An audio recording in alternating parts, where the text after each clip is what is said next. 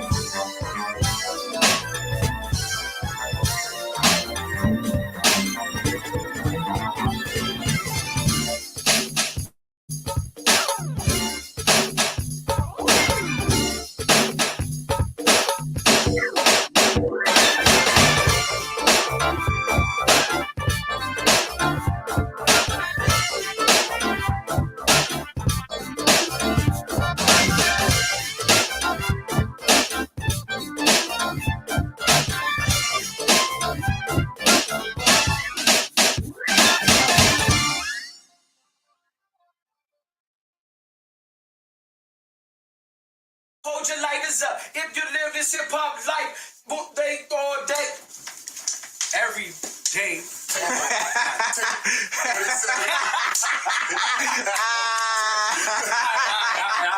So timely, so timely. Let's go. Let's rock. If you could believe it, sometimes I hate the sound of my own voice. Like, why would anybody want to listen to me for 5 minutes, let alone 60? It's not raspy. Take two. There's another one. It's not overly thinking. And another one. But in my own voice, take 37. How do I stand out? Questioning the script that I've written out. Pissed, I spit it out. When I'm in the booth, biggest critic isn't Chris Cow. Buying macchiatos for my doubt. Never sit down. Asking why my love had itself and y'all stick around. Did Chris Wallace ever go through this nonsense? Feeling like his voice isn't big enough to convince audience that he is content with his content and confident to bird you an object. Project.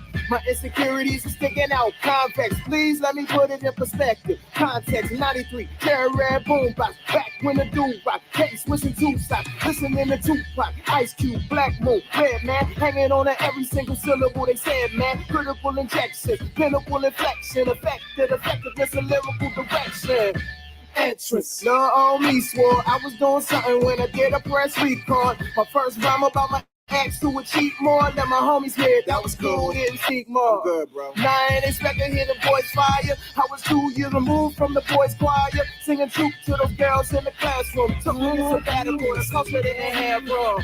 Another 10 years before the move. But in the meantime, put my voice to good use as a poem from my inner Mel Lindsay. Touching Mel Blanc, had the school in a frenzy. Teach is the lead, yeah, I pen now, voice other than you. I was less low, more, less brown. Plus the poetry would add another fresh sound. But it was a Mario Paint on my Super NES down. In my basement, my flow was kind of basic. Biggie laid the blueprint, all I did was trace it. Parodies, Black Al Yankovic in high school. You did this on a video game, yeah, I'm a fool. Was a while before they heard, here's another one. Had to get some better words and a ton of drums. On the stage, I was better a cappella. Instead of trying to recreate the war of Rockefeller, it was boom, tap as the room. Clap at the first sign of life, did the dude. Rap, they will move. Didn't know that he can harness. His way with words usually reserved for the Congress. monsters, but largely opposed it. Probably being comfortable with making peace caused it. But yeah, buddy, first time in the booth, just an intro. Picking first lines were the truth, and I heard myself grown up, compress, flow is hot. I'ma need a cold compress, so I wrote complex, trying to keep my arms stretched from my competition, but it's still not a contest. Star of the gang, but the masses I did not appeal. Last versus mode 93 Bonneville. I wrote smooth on the Pro Tools, folks who barely knew my middle name. Ain't believe that I'm the same dope dude. My own wife even got to ask twice, and I asked myself, am I that whack or that nice? Breaking down bars, man, I could have worded that different. What if Sam Hill was that blur? I ad-libbed that. And that's still what was supposed to be pronounced more. Where was the energy that should have made it bounce more? I mean, it's okay, could have made it count more. Then I hear the crowd shout, more doubt is outdoors. Exhale, that's the breath I had to make. Breathe, gladiator, we ain't doing 37 takes now. I just had to get over myself, fam. My voice is my voice. Take one, take two, here's another one. Take three, take four, and another one. Take five, take six, take 37. Chill.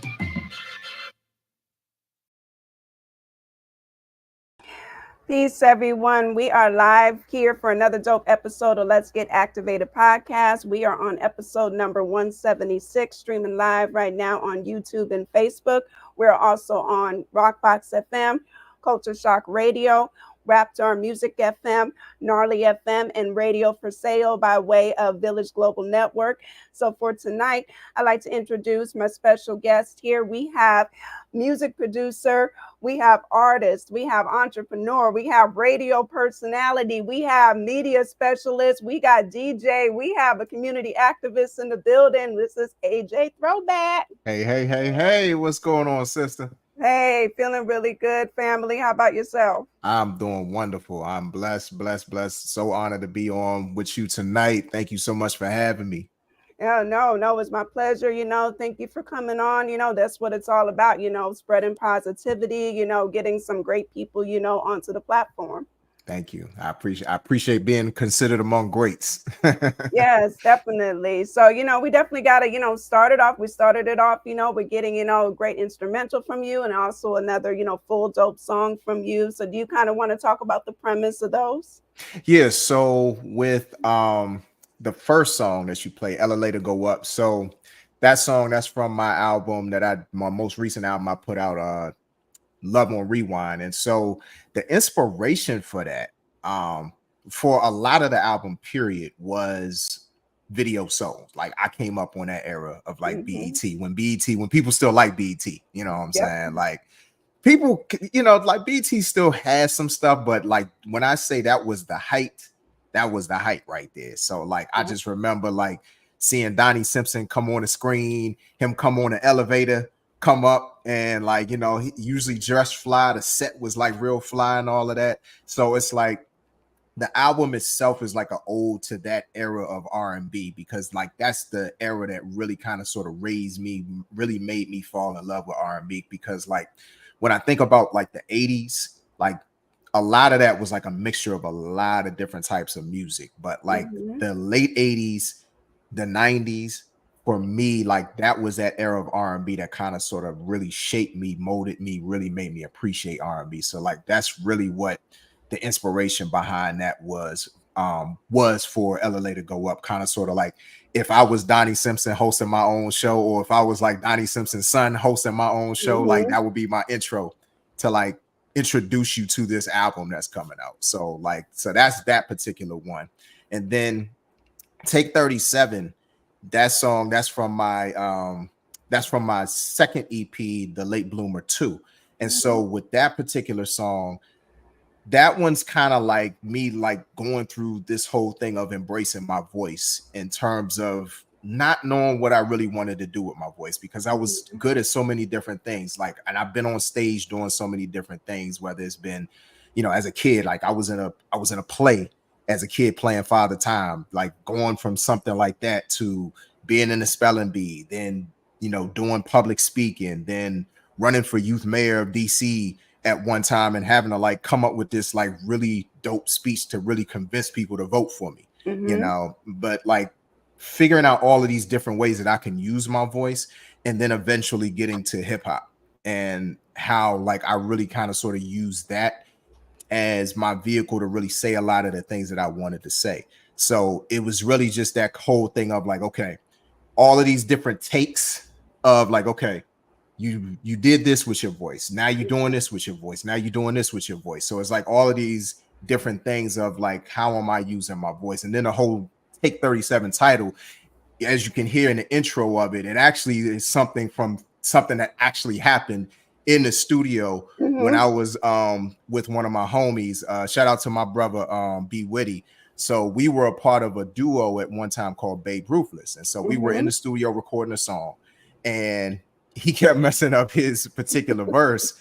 And so our engineer, shout out to Gladiator, he said, he's like, take 37. So it was like, it's just a little funny way to kind of sort of intro it, make it kind of lighthearted. So like you get into the song, like you're already kind of laughing or whatever. Right. And then it's like, it just kind of sort of opens you up as the song comes on. I always believe in kind of like having that balance between witty or funny and serious, because like I'm, you know, me being a Libra, it's like I can't have things being one way, right, and like not leaning a little bit on that other side. So it's like it's always a good way to like just strike that balance.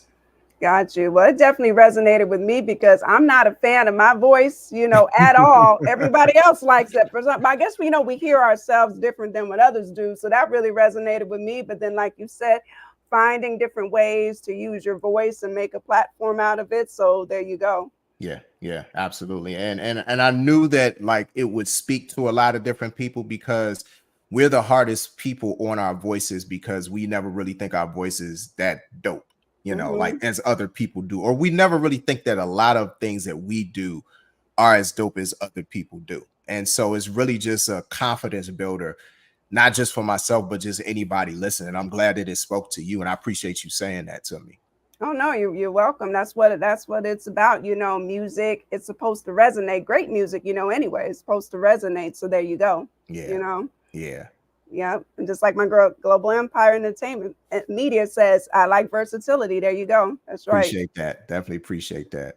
Definitely. So, you know, we got to get into your story because you do so much. So I know there had to be a beginning to, you know, everything. Like I know with you growing up in DC and, you know, having obviously musical inspirations, because I think that's like a really big R&B circuit in DC. It is. And I'm glad that you said that, because that's a huge amount of the reason why I did the most recent project, was because it was a rewind, not just to love in terms of like how we look at love in R&B, but like my love for music. Like that's really where it began in terms of wanting to create, because as a kid, a young kid, like my dad, he DJ'd. So he was like really the source of a lot of my inspiration in terms of like my love for music.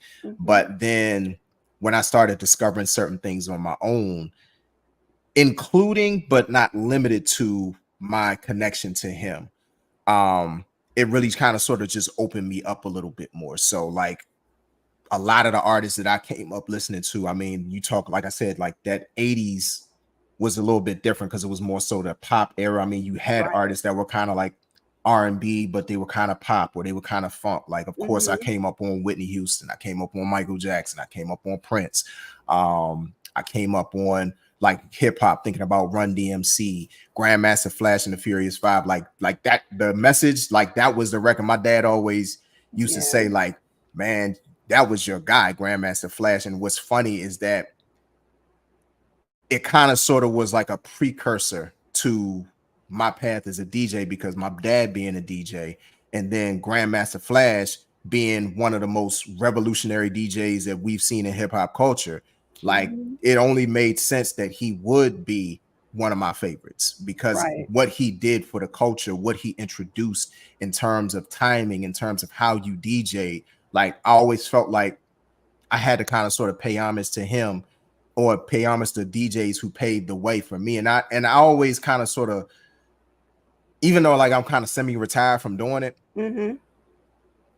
the desire to share music with people has always been there, to share good music with people, to pass on that love that I have, that love that my dad passed on to me, you know. But then like you kind of sort of transition into like that time period that I talk about, like with Love on Rewind. I think about artists like the New Jack Swing era of R&B. Like that was major for me. Like I was a big still am a big New Edition fan. Like everybody in New Edition, Yeah. all of the members of New Edition. Yeah. You know, it don't even matter who it is, you know. But then I'll kind of sort of get into more of those quiet storm artists like Luther Vandross and Freddie Jackson and Alexander O'Neal and I'm trying to think. Karen White, she's like a huge influence on a lot of what I did.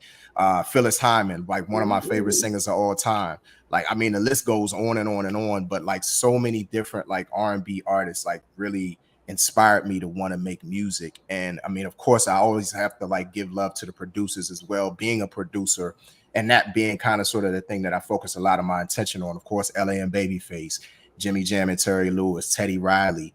But then you got certain producers that a lot of people may or may not know, like your Barry Eastmans, your Paul Lawrences, your Kashifs, you know, like all of these different people who were really instrumental on influencing who I was. And I really only know a lot of these people because I come from the liner notes era of, you know, like you crack open a CD, you crack open a tape, you crack open a vinyl, and you got those liner notes right there telling you who wrote the record, who produced the record, who engineered the record, you know, the acknowledgments, all of these different pieces of information that just kind of tells the story on top of the story or the story behind the story. You know, that's the type of artist and consumer and fan of the culture that I am, and not just with R&B, but also with hip hop as well. But like R&B being my first love.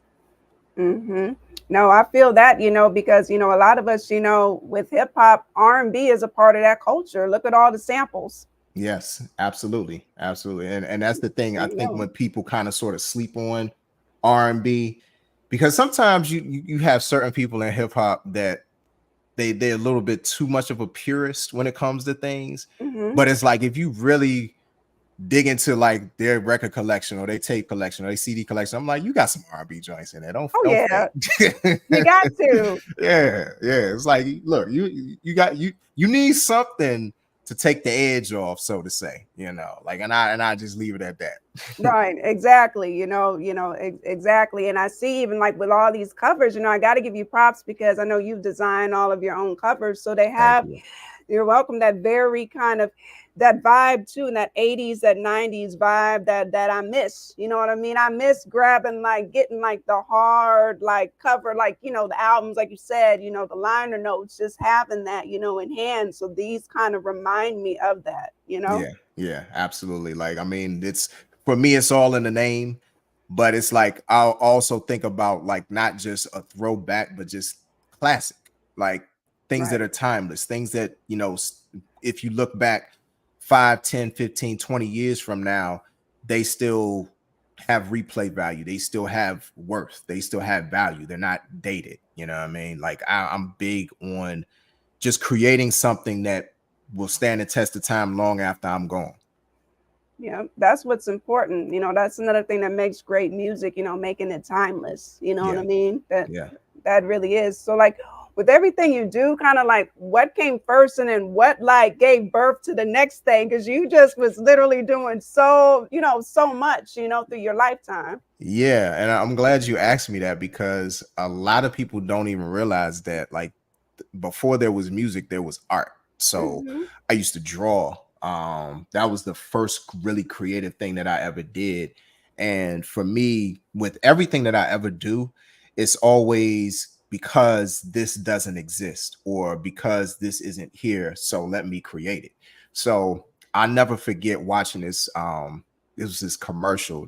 I had to have been like 6 years old, and you know I love toys. I mean, like any kid, and so I seen this Metro bus on a commercial, and this was right around Christmas '85, and I see this commercial, and I go to my mom and my dad. I'm like, hey, that's what I want for Christmas. I want a Metro bus. I want a toy Metro bus.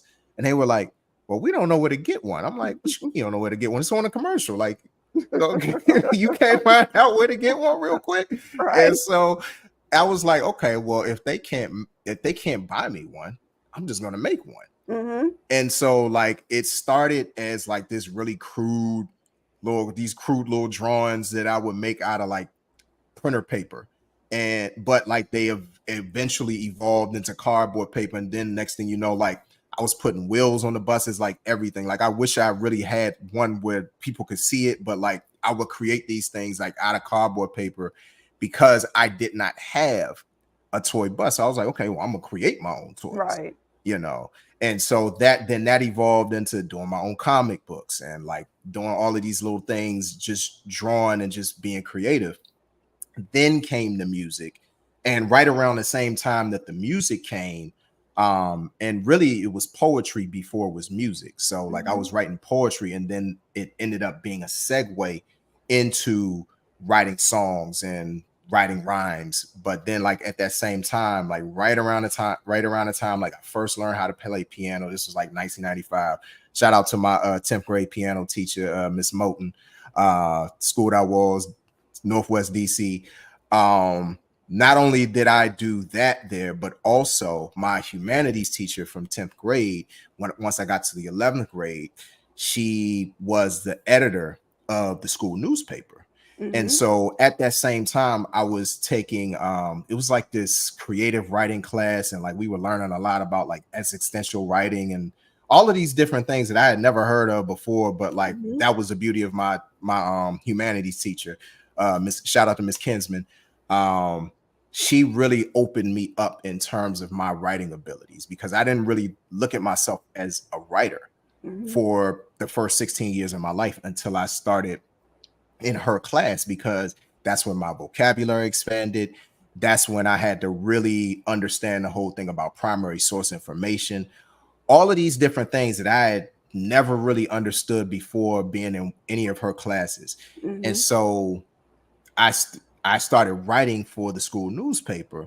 And then, I mean, it was so much going on like in my high school years. When I say my high school years, like really set me up well for life, like pretty much everything that I've done since then started, or I won't say started, but like it was in its really like formative stages at that time. Those raw stages, like whether it was media, whether it was being involved in the community, whether it was music, no matter what it was, like right around that time of like 10th, 11th grade, that's where everything really got started, you know. And so with the whole media thing, then I eventually started working for the Washington Afro-American newspapers as an intern. And that was key, because not only did I get to write for an actual paper that, you know, a lot of people know, even though like more people were more familiar with the Baltimore Afro-American newspapers,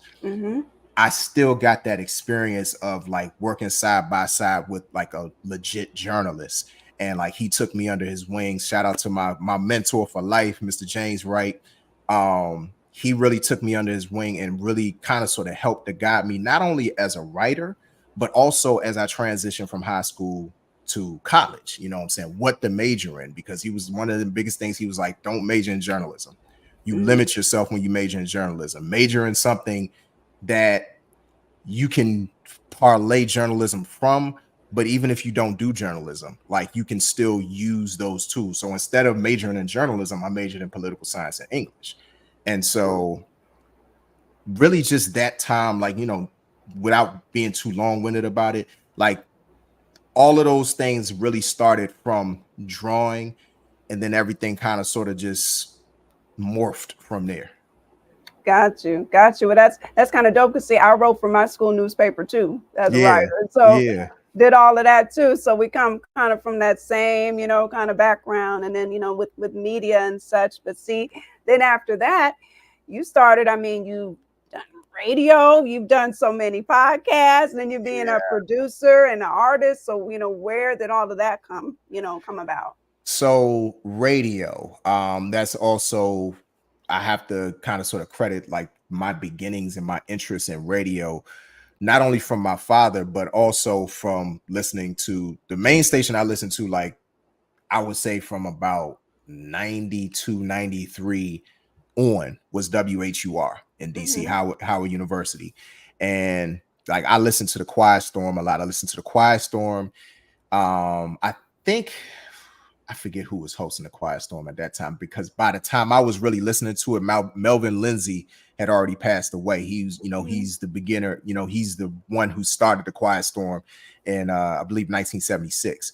And so he was hosting it for a long time, but then he passed away in 91. So by the time I started listening to it, you're talking like 93. So at that time I was listening to that. And I was also listening to this other show called The Love Affair, which was also on WHUR, hosted by Kevin Slow Jam and James. And when I say he was one of the main people other than my dad who really made me want to like be in radio and not just be in any kind of radio, but specifically I wanted to do a slow jam show. And like he was one of my biggest inspirations. Him, this other guy who actually is the creator of Rap City, Alvin Jones. They call him the Silent VJ. And so he took over the slow jam from Kevin Slow Jam and James on WKYS. He took it over in the late 90s. And he was another person that really made me want to like be in radio. So I got to college, and shout out to my best friend in the whole wide world, my brother Country. It's funny, like the story, he passes by my room one day. And so like he's listening to the music and I'm playing. I might have been playing like Babyface or somebody like that. And so he walks past the room. He's like, yo, no, it was Alexander O'Neal. So I'm playing Alexander O'Neal. I think it might have been Sunshine. And he was like, what you know about that? I was like, what you mean what I know about that? He was like, he was like, hey, you want to do a radio show? I was like, sure. And another funny part of that story is that like I always kept food in my refrigerator in my dorm room. And so people will always come to my dorm room like and make sandwiches because like I always kept sandwich meat and I always kept bread, you know, so, like because a lot of times we didn't feel like going to the cafeteria. So it was like, look, let me just keep some food in the refrigerator. He was like, oh, you got sandwiches too? I was like, bro, you want one? Like, let's eat. Like, come on in. Right. And so like that's really where like my start in radio began, like professionally working with him. So we, like now granted he left school before I graduated, but like he was the one that brought me into that. Like, and I always give him love for that. You know what I'm saying? Of course, him being my best friend, like if it wasn't for him, I don't know if I would have done it on my own, And so from there, yeah, I've been a part of several radio shows, Breakout Kings Radio. That was my first foray back into radio. That was my first foray into internet radio. So, shout out to my Breakout Kings crew. Then I started my own show, the Balancing Act Radio Show in 2018. That ran for 3 years. And when I say people still come up to me to this day and ask me, hey, you bringing bars back? I'm like, it'll be something different. It won't be bars. But like when I think about the impact that show had on so many people, and a lot of the people that I had on the show, they're in the audience right now. So some of the people that's in the audience right now, like my sister Jada Lioness, she's in the audience right now. Dope artist. Had her on the show. One of my favorite episodes, because when I say like how you always bring certain people with a certain energy on your show, that was very important for me to bring people with a certain energy onto my show as well, and like people like Jay and so many other people that I've had on the platform. Like when I say they made those long hours of planning and really making sure that like I'm giving them the space to be themselves and really tell their story the way that they want to tell their story, they need to tell their story. That was very important to me, and to know that it still has an impact to this day, it means a lot to me, So that's the radio aspect. In terms of production, like I really didn't get into like professionally producing until probably about 2003, because I had been making beats for like, I say 6-7 years before that.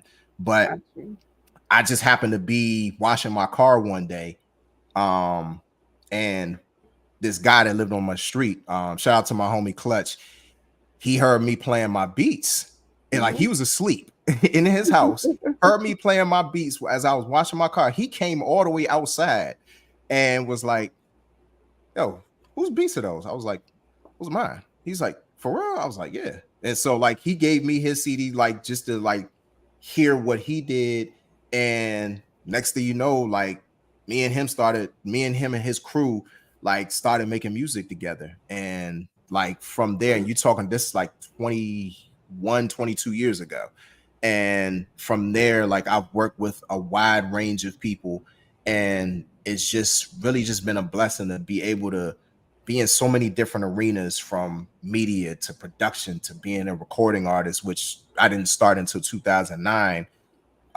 Partially because like I had the encouragement of people like my friend Clutch, or like my best friend Country, or one of my other brothers, Ransom Relic, like just constantly having that encouragement from other people that, hey, try this out. Like you have the voice, you have the capability to do it. Like, why don't you try that? So I've always been the type of person that like I'll try something at least once, you know, like whether it's food, whether it's whether it's being an artist. My whole thing is like I want to be able to get to the end of my life and say I did everything that I ever said that I wanted to do. I did everything on my bucket list, you know. Makes a lot of sense. Is there one that's more like that you enjoy the most out of all of them? Yeah, production.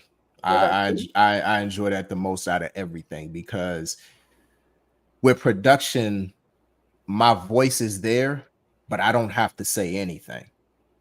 I put it all in the music, whatever I can't say through words, because there are a lot of times where I really can't put what I'm feeling, or a particular emotion, or a particular concept. I can't put it into words.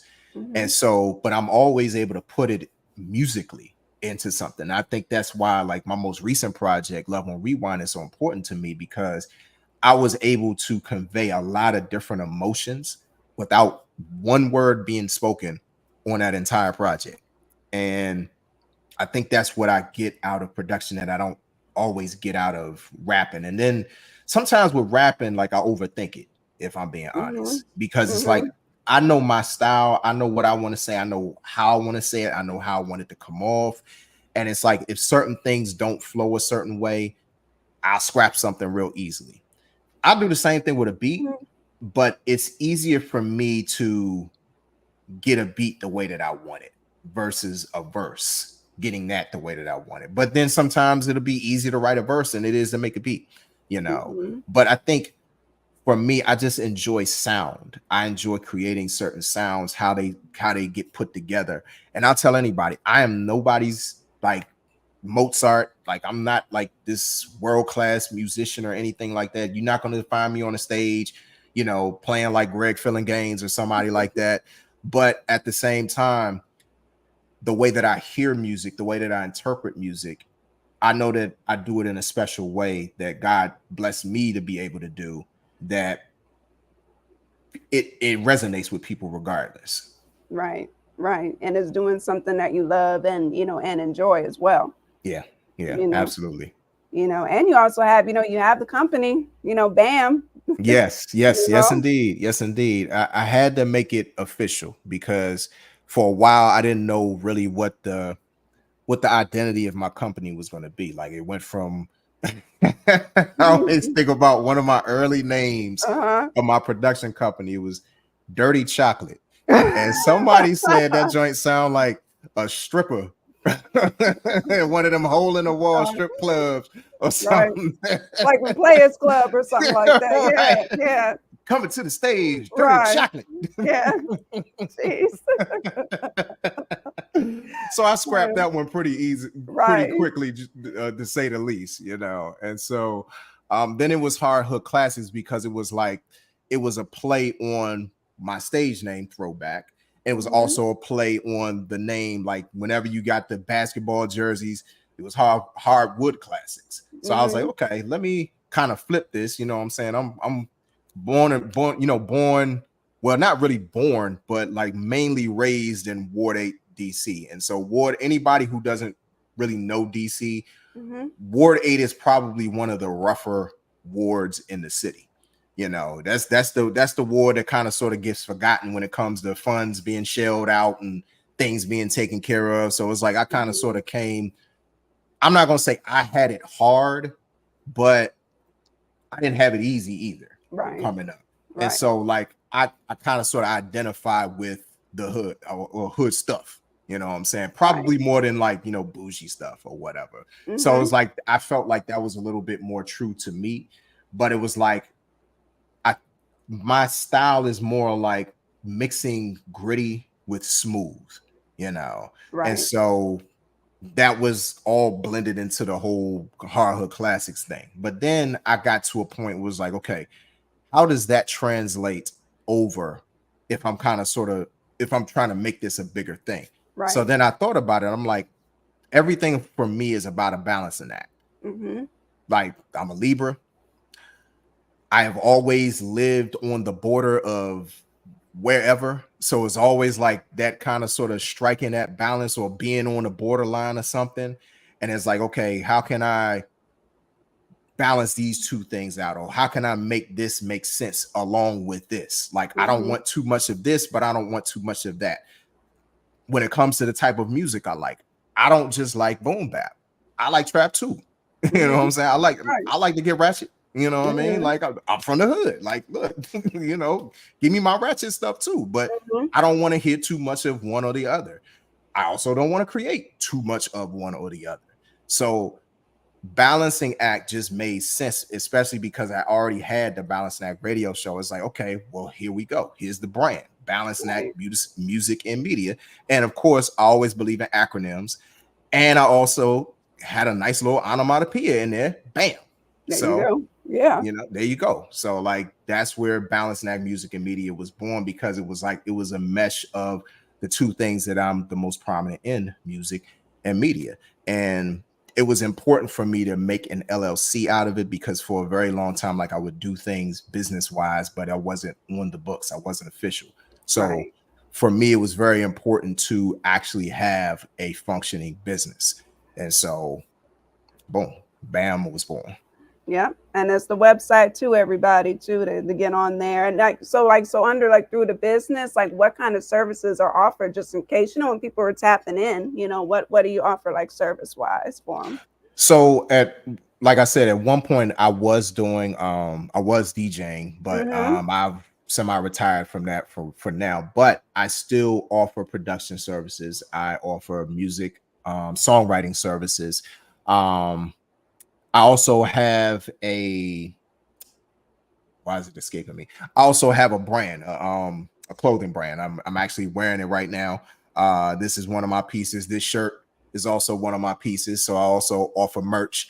And a lot of the merch is not only based around my music, but it's also based around different themes, like Black empowerment. When it comes to pride and being from where I'm from, I have different pieces that are odes to DC. Different odes to music, whatever it might be. Like, everything is kind of themed and centered around certain things. So like I also Mm-hmm. have that. I feel like I am leaving out of service, but those are like the primary ones that like right now have been my biggest focus. Oh, also in Mm-hmm. interviews, I also Mm-hmm. do offer like services when it comes to interviews, because I mean, as you know, this can be a labor of love, but it can Mm-hmm. also be very tiring, especially when you feel like you put your all into preparing for a lot of these interviews, and sometimes you don't really get the return on the investment. Like, you feel like sometimes people take it for granted or whatever, or take you for granted just because they just feel like you're just always going to be there. And Mm-hmm. so it's really been a thing of like, okay, I got to charge for my time now, Mm-hmm. because look, like I'm not trying to brag when I say this, Mm-hmm. but I am going to be confident when I say this. I know my quality whenever I do an interview with somebody, because I don't really look at it as an interview. I look at it as a conversation or Right. professional conversation. Mm-hmm. Like, we are having a sit down, and in certain moments you're going to feel like you're talking to one of your homies, but in other moments you're going to feel like you're talking to your therapist. Yeah. In other moments you're going to feel like you're talking to a radio host. Mm-hmm. Like, it will go through different roller coaster feelings and vibes and all of these different things, because that's the type of interviewer that I am, so that's also a service as well. So it will be expanding the more that we get into certain things, because then it'll also expand to a whole thing that I'm going to be doing with my partner. Shout out to my sister Marion Swingler. We have the I'm a Podcast Pro podcast, but from that, we're going to be helping people to do podcasting better, because some people need tips, some people need help to really get started. When they get started, really kind of sort of like sharpen their skills even more and just take it to the next level. Because my thing is, like, so much has been given to me over the years, and there's a lot of things that, yes, I will give game away free all the time, you know. Right. But then in a certain game, it's like, okay, that's going to take a little bit more effort to give that game away. So, you know, I'm gonna have to charge for that game, or we gonna have to charge for that game. But, you know, my thing is, it's like I give away so much game all the time that it's really nothing to me, you know. So got you. Yeah, because you have, you know, several, you know, podcasts that you have done, you know, so that's a lot of, you know, it's a lot of work, you know, doing the podcast, you know, as I know. And, you know, also, you know, we got to keep our lights on. So, you know, we do pay for doing our podcast. You know, there's money that we got to pay for, you know, that's internet, equipment, you know, what have you. So, yeah, you know, I get it. It's not cheap. You know, you know it. Like, I mean, I think about when the pandemic hit in 2020, like how much money that I spent on upgrading equipment because I wasn't at a radio station anymore. Like that was really the start of me doing a lot of podcasts and things independently, because I had to, you know, like I couldn't depend on being at a radio station. They have the cameras and they have the mics and they have the boards and they have all of these different things. So I had to go basically YouTube University. Everybody know about has been teaching people how to thrive in certain areas for years, you know. And so like YouTube University was my friend in terms of, okay, which camera should I get? Which board should I get? Which mic should I get? Like, you know, should I go hardwired with my Ethernet cable and all of these different things? Everything that I could possibly think of to really make the brand better or make the presentation better, I had to research that stuff, you know, and it took time and it took money and it took effort and it took a lot of man hours in order to make it the way that it was. Like, it ain't one of them things like just turn on the camera and just start talking. Nope. You know. Nope, it's not. You know, it's a lot that goes into it. And, you know, King Kamal just brought up a great point. You know, he's like, a certain game, people have to work hard for you to give them so they don't develop a spoiled mentality or sense of entitlement. That's right. Shout out King Kamal. You know what I'm saying? Good brother right there. Great music. Yes. Hey, we appreciate it. We appreciate the support, you know, for sure. Yes. You know, but you with all these podcasts, I mean, you have several different themes. So how do you, you know, for, you know, I guess pun intended, balance all of them? Well played. So for me, because I've had to kind of sort of dial it back over the past couple of years, because when I was doing the Balancing Act radio show, like I had 4 different variations of it. I had the flagship show. I had an on the road series that was started because we wanted to kind of sort of get out of the confines of the radio station. We wanted to go where people were, like in people's homes or in people's communities, wherever we could set up and do interviews, just kind of sort of make it more personal. And it expanded and gave people more time to tell their story. But that probably was the most time consuming variation of the flagship show.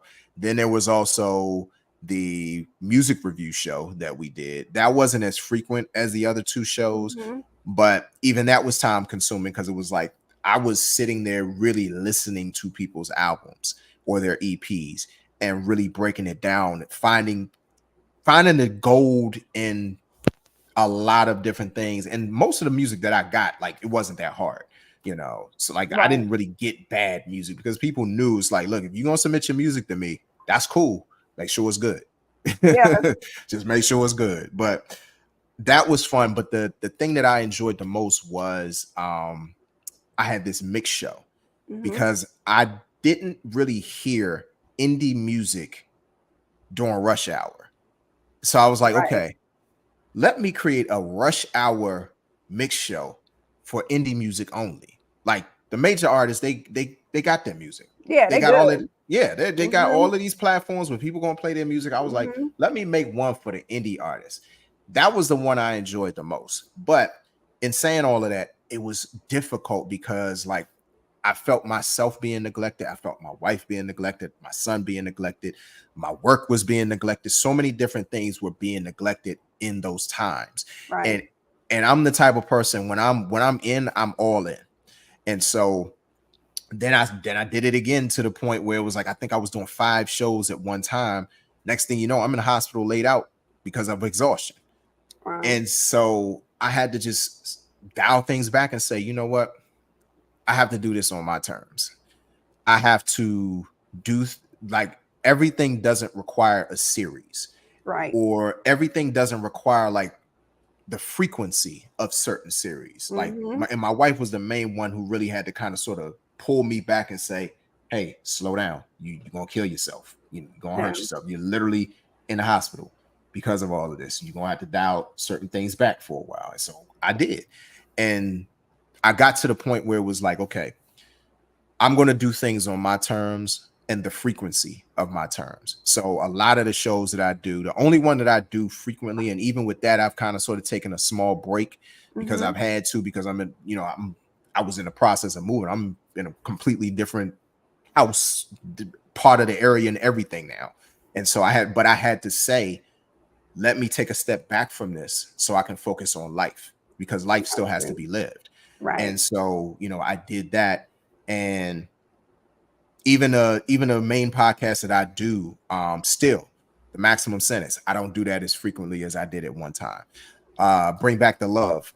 That was only supposed to be a limited series run anyway. And that's another thing. Like, it's okay to do something that has an end, that you know has an end. I had to balance it out in that way. And really, those are like the main ones. Like I said, I'm a podcast pro. That's the only one that I do frequently at this point, because that's something that is designed to help other people. And I get more enjoyment out of that podcast because it helps other people. It's not just focused on a project of mine, or it's not just focused on bringing guests on every single week. Like, this is something that really helps other people out. Now, granted, I always believe in bringing people on any of my platforms that are going to have gems and jewels for other people to take away. But at the same time, I also feel like there has to be a point where, all right, what am I giving back? What am I offering to people? How am I helping somebody else out to make whatever it is they're trying to do even better, make their brand better, make their podcast, their radio show, whatever it might be, better? And not just even from the perspective of being a host, but also being a guest, because some people don't know how to be guests. Yeah, that's true. They need help with that too. That's true. That's true. I've had some doozies in my day, so yeah. I'm sure. Yeah.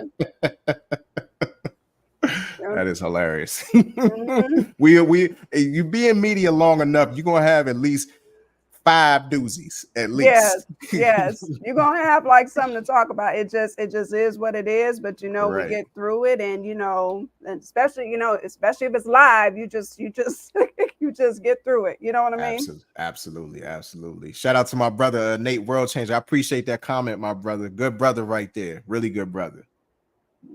Definitely. So as far as guests, that you would bring on, well, when you kind of bring it back to bring on guests, like what sort of individuals are you looking for?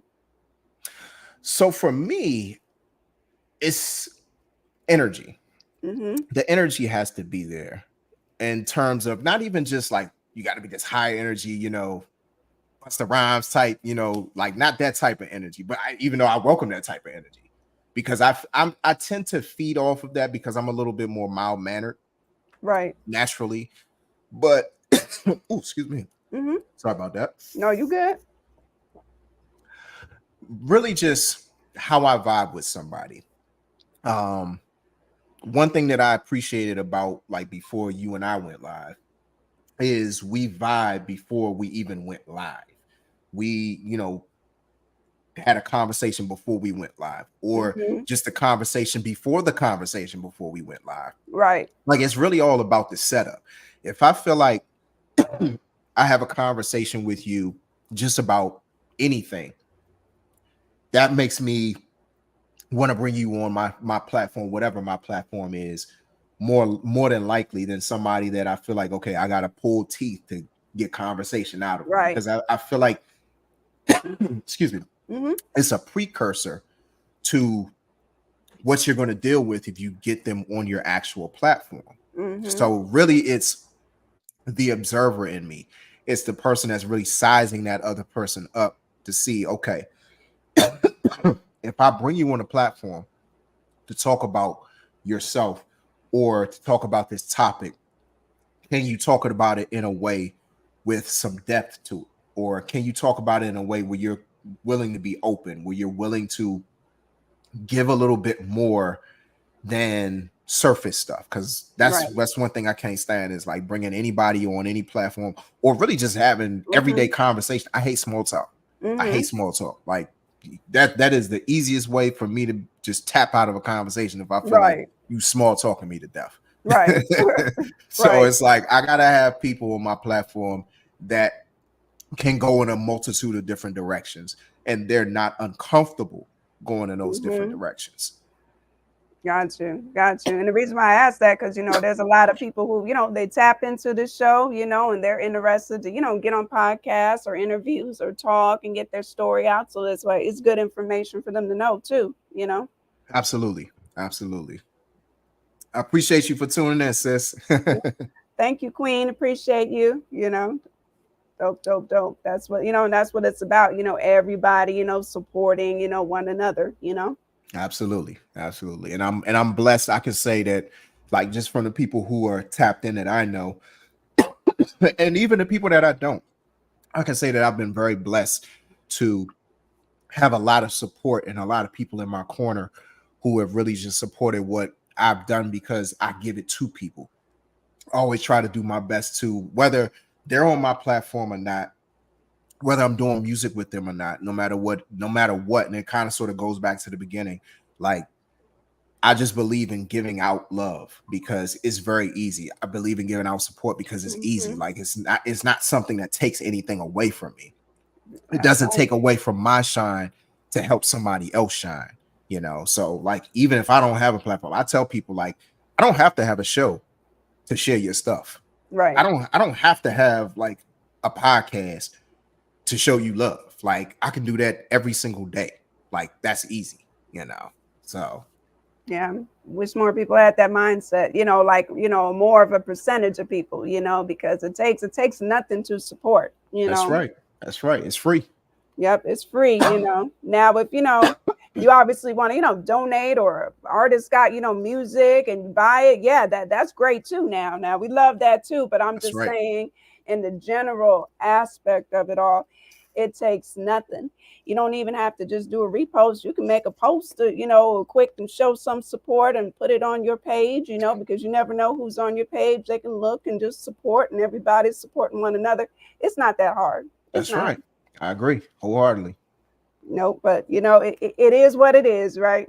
Yep. So for you, so what's next for you, or what are like some plans for you upcoming from the rest of this year going into next year?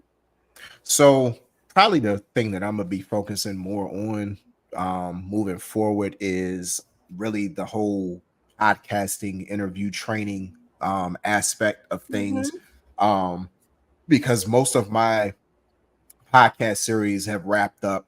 The maximum sentence is probably the only one that's open-ended, but even with that, that's infrequent because I designed it that way. It's really just whenever somebody's interested on coming on the platform, that's when I have them on the platform. But the main thing, because like I said, I'm semi-retired from DJing. It's really just about like really helping other people to make their podcasts or make their appearances on podcasts and radio shows better. Also, I am in the works. I don't want to say too much about it yet, but my brother DJ Shane, who is actually on the song, is his song that I attached to the promo I put out today, the song Fortunate that I put out. That's his song from his album, The Recipe. He and I, thank you. You're welcome. He and I are going to be doing a project together called The Architects. And so like we're in the beginning stages of really getting those beats and all of that stuff together and really kind of sort of conceptualizing how we want to put that out. So that's going to be something. It's not going to be at the like this year, but more than likely sometime next year. But that's something I'm definitely looking forward to, because whenever me and DJ Shane get together, that's my brother. Like, it's always magic. You know, we always do great music together. I mean, I can now say I think I've been on 5 songs with him now. So I mean, that's a mini EP right there. Yeah, it is.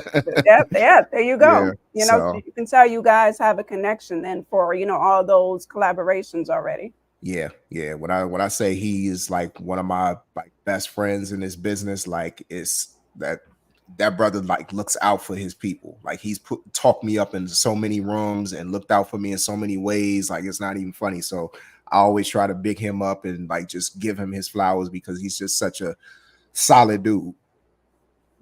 That's a great thing, you know, unselfishly, you know, giving back to others. You know, that's again what it's about. You know, it's what I be saying, people. Yes. Yes. Got to keep saying it to folks. Right. You know, for those in the back, you know what I mean? That's right. Definitely. And so, like, one final, you know, question for you before I have you drop all of your information for the radio listeners too. So what legacy would AJ Throwback like to leave behind? Love. It's really just as simple as that. You know, I tend to, whenever I like comment on people's stuff, I always leave 4 hearts. And the 4 hearts are actually the colors of my brand, my merchandise brand. So, but this kind of sort of become now synonymous with like who I am. Like, because for me, excuse me, I'm sorry. That's all right. I'm not used to talking this much. All good, all good. So you activated. There you go. Right. Yep. I need my throat to be a little bit more activated. But that's always been so important to me, is love. Like genuine, real love. Because that's the thing that carries well beyond your years. People are, you know, it's the whole saying, like, people might forget what you say to them, but they'll never forget how you made them feel. Right. And my thing is, when people think about me and my music and their interactions with me on my platforms, I always wanted to be in love. I always wanted to be, and not just any love, I mean godly love, you know, because I'm a God revering man, because I don't like to say a God fearing man. I like to say a God revering man. I'm a God revering man. And so, like, that's the type of love that I like to lead with. That type of love that like really protects, believes, trusts, all of the different facets of godly love.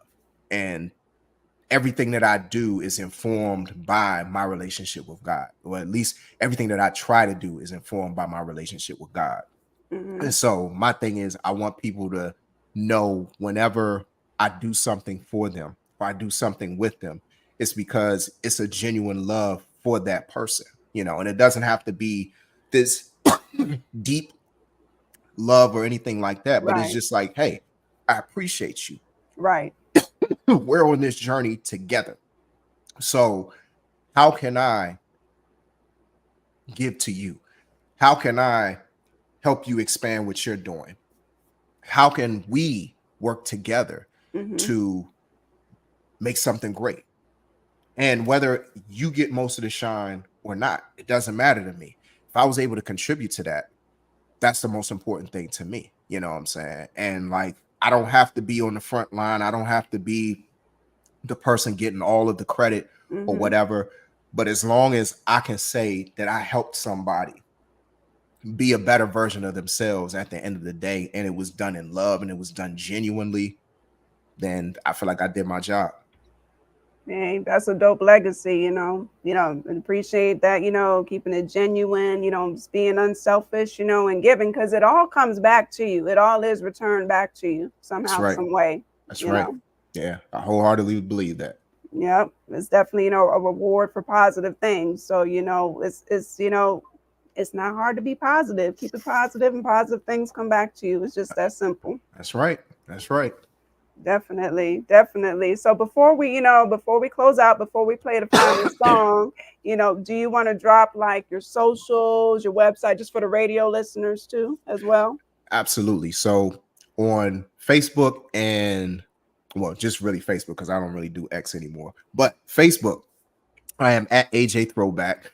On TikTok, Threads, and Instagram, I am at a.j.throwback. If you want to follow me on YouTube, that is at AJ Throwback 928.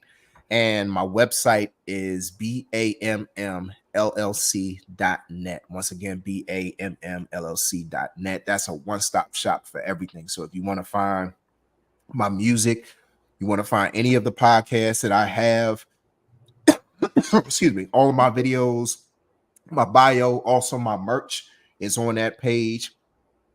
Just go to BAMMLLC.net. All of my socials are on that page as well. So it's anything that you want to find that has to do with me, most of it is on that page. Also my Bandcamp page where some of my music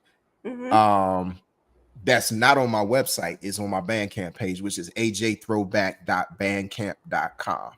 Okay. Perfect, perfect. So people definitely gotta, tap in, for sure, So we have, and we're gonna have you talk about it a little bit too before we play it. So we have I Want My Summer Back as a closer. So do you kind of want to talk about that track? Yes, yes. So that's probably one of the most personal songs that I've ever written because that talks about a time in my life when I was really scared of death. I didn't understand the concept of it. I didn't know what the experience would be like. And I was so frightened behind trying to figure that out. I was 10 years old at the time. And so this song really talks about how I lost an entire summer worried about something that's going to happen literally to everybody. And it was a matter of like a conversation that I would ultimately have with God saying, you could either be handcuffed by the fear of death or you could be set free by the promise of life. Wow. That's definitely deep. This is definitely a great track. And I know you said it has kind of resonated with a lot of people too. Yes, yes. Like that's probably the consensus favorite from the first part of the Late Bloomer EP series. Wow. See, there you go. So before we play it though, I definitely want to thank you for, coming on to, Let's Get Activated, just being humble, genuine and just, having a great conversation, sharing great gems and art. Thank you. And I appreciate it. And I have to give you your flowers as well. When I say Let's Get Activated is such a great, great platform. You bring on just great people on here. Your conversation, the way that you lead these conversations and open people up. Like I salute you for everything that you're doing and keep embracing your voice, Queen. Like I know you said like you're not like the biggest fan of your own voice, but your voice is powerful. It's important. And you always have something of substance to say, and you always know how to like really lead great conversations. Well, thank you. I really appreciate that. And I want to add, I appreciate you for being a regular viewer too, because you've been tapping in, weekly and, following, these guests that I have and, supporting. So I appreciate that as well too. Absolutely. It's my pleasure. Definitely. And, definitely going to continue, to support, and I want to, shout out everybody who's been tapping in. Do you want to do like some shout outs too? I don't want to miss out on that for you. Yeah. I mean, I shouted out quite a few people who tapped in. Shout out to my brother. I didn't get to shout him out earlier. Ilville, the producer, on the check-in. I appreciate you for watching. Of course, excuse me. I got to shout out my family, my wife. She's probably on her way home from work. My son, he's off on his tablet somewhere. Like he's used to me doing this, so he ain't really checking for me. But I'm saying, all of my family, all of my friends in DMV, my fellow artists, fellow entrepreneurs, everybody who's ever supported me, anybody who's ever been on any of my platforms, anybody who's ever collaborated with me. I love and appreciate every last one of y'all.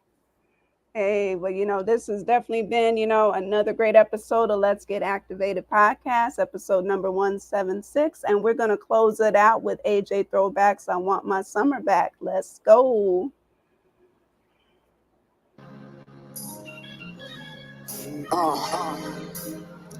There's certain parts of life that you wish you could just do over, especially when you're young and you have no idea that some moments they aren't just lost, they be stolen from you. Picture a Friday in the summertime, circa 7:25, sun's about to punch the clock. Kids race, the faster gets the slower, wanna run and stop. Girls double dutching, but they fun is at a sudden stop. What's that hear that Mr. Salty jingle coming up the block? Mama, can I have a chocolate and vanilla cone? Not until you eat some real food, you know your dinner's cold. Everything appears copacetic, but for one little boy, it's smaller hand, it's so pathetic. Check it, someone diminish innocence and replenish it. Looking at these kids like, who took it? One of you ninjas did.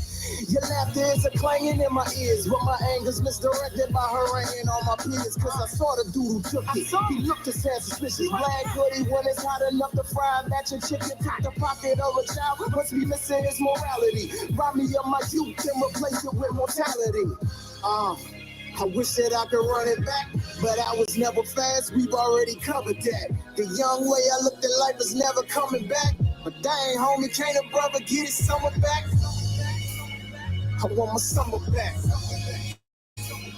I want my summer back. The young way I looked at life is never coming back, but dang homie, can't a brother get his summer back? The vendetta stretches back several years prior, 86, when the astronauts and bonds died getting higher. Thought that taking Uncle Daryl in an accident was sure to have a bull, imagining frantic again. 89 kids were dying over pumps and Jordans. Young, black and bloody, only way they come reporters. Carbon monoxide, poisoning, plane crashes through it all at me. Wasn't phased, I remained fat. But when he came again, showed us ugly face of hazard. Eyes are never in the fire, skin stained with maggots. Played his Casey Spade, knew he would create the habit. In my brain saying, got replaced with 60 days of sadness. A lady camping at the pool, laying basket at the court, making fade away shots cause he erased the planet. Surprised I didn't piss my pants at the time. Hard to grasp being alive when you think of death to pass the time. I wish that I could run it back, but I was never fast, we've already covered that. The young way I looked at life is never coming back, but dang homie, can't a brother get his summer back? I want my summer back. I want my summer back. The young way I looked at life is never coming back, but dang homie, can't a brother get his summer? Trying to figure this enigma. Dying is such a stigma. Finality within fatalities. Your body zipped up, your memories are ripped up like Sarah Owens. You even conscious of the fact you met your moment, you may never know it. Does the afterlife exist within a sound of madness? Optimistic, not exactly with these sounds of blackness. The fact is, I don't know just what the facts are. All these pressing questions, then I thought, why don't I ask God? Lord, when I pass away, what's the feeling like? Do I simply close my eyes and you reveal the light? Is St. Peter really keeper of the case? With a zillion people waiting for the speaker of the faith. If I'm nice to Mike, listen to my mom, eat my veggies, do my homework, stay awake in church. Will you let me see your mansion? I've imagine maybe stay there for a while. I'll even draw you pictures every day to make you smile. His response, well, Joe, I can understand your worries. The deepest will you leave your mother's hand in a hurry. But fret not, I promise it's painless. What that thief came to steal, I'll make sure it's stainless. You know I have an older son, and when he had to face death, wasn't worried or concerned about the day I take his breath. He loved as commanded, and healed when it was needed, and preached to everybody about his father, he believed it. So, be his friend, he his leader, lead the rest of me.